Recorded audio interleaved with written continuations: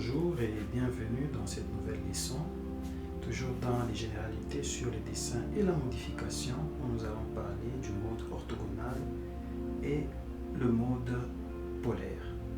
Donc évidemment, vous verrez les autres points qui précèdent dans les vidéos qui ont précédé. Alors, nous allons sur notre barre d'état, nous allons retrouver le mode orthogonal sur ce bouton.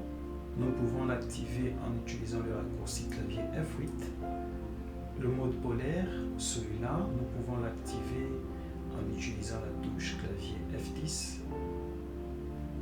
Et le repérage des objets que nous pouvons activer en utilisant F11. Rapidement, nous allons sur notre interface du logiciel pour l'illustration.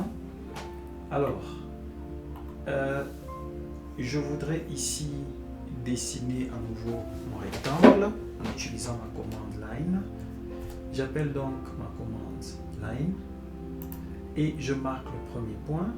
Alors ici, remarquez, je vais activer le mode ortho.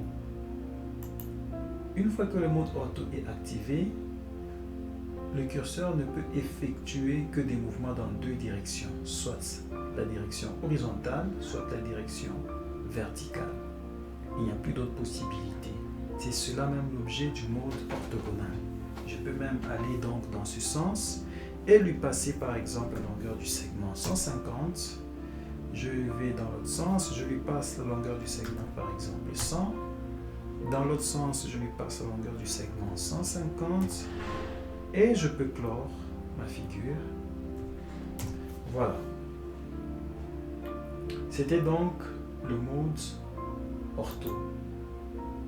Alors, nous allons voir maintenant le mode polaire.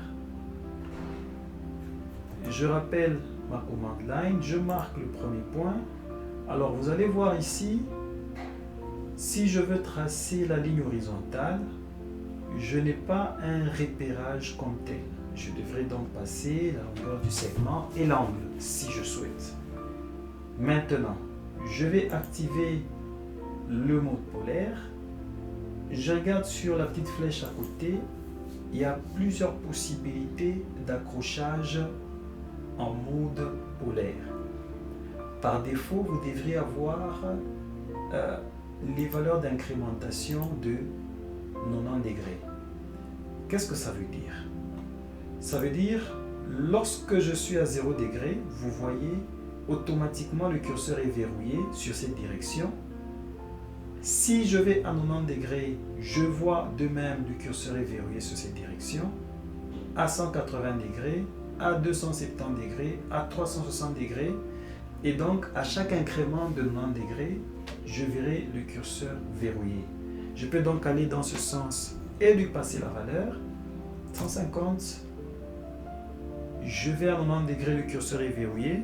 Je lui donne la longueur du segment. Dans l'autre direction, mêmement. Et je peux clore ma figure. Voilà, c'est fait. Maintenant, les angles d'accrochage ici, il y a des angles qui sont prédéfinis, mais nous avons aussi la possibilité d'ajouter dans les paramétrages des angles personnalisés. Par exemple, je peux aller ajouter l'accrochage à 17 degrés.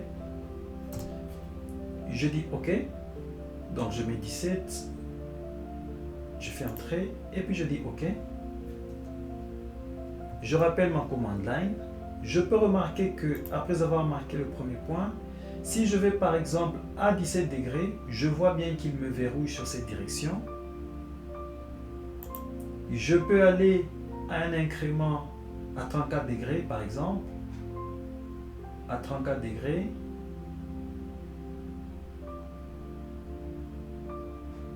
Je le cherche. Voilà, il ne prend pas.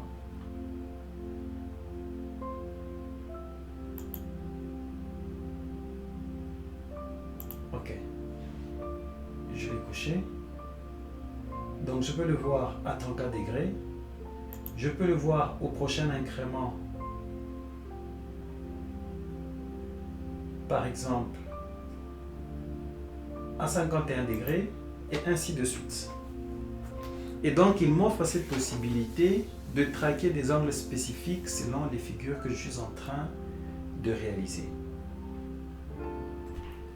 Le troisième élément, c'est le repérage des objets. Celui-là. Alors celui-ci, il nous donne des lignes de référence par rapport à certains objets spécifiques. Nous l'activons donc. Prenons le cas que je veuille tracer une ligne qui va se terminer sur la verticale qui tombe sur ce point. Alors, comme le repérage des objets est activé, je marque le premier point, celui-là. Je voudrais qu'il se termine sur la verticale qui tombe sur ce point. Je vais sur ce point, bien entendu, mon accrochage extrémité est actif. Je me positionne là, il a repéré ce point et je monte juste sur cette direction. Je peux donc aller me positionner sur l'horizontale et je marque mon point et si je veux, je peux revenir fermer la figure.